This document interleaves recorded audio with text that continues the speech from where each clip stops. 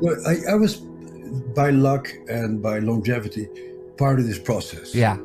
So, I'm training at this Harvard hospital many years ago, and people are beginning to find some drugs that seem to change depression and might change schizophrenia. Around the same time, people are beginning to know something about brain chemistry, and we get the technology to look at brain chemistry. And so we have two new technical things. And then we created DSM.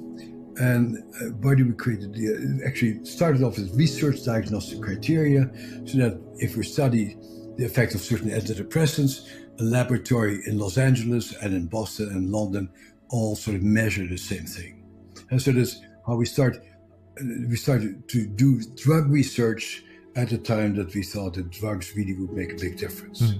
And so now we have an agreement about what do we call for certain behaviors. So we cobbled together something with and we have no scientific data, but we have little committee meetings of people who treat these patients, and we sort of come to a consensus, not on the basis of scientific stuff, but on sort of clinical immersion. But that looks like a category that more or less belongs together. Yeah. And so DSM comes out, and Bob Spitzer writes in the preamble, this is just an attempt at categorization. It is too inaccurate to ever be used for insurance or forensic purposes.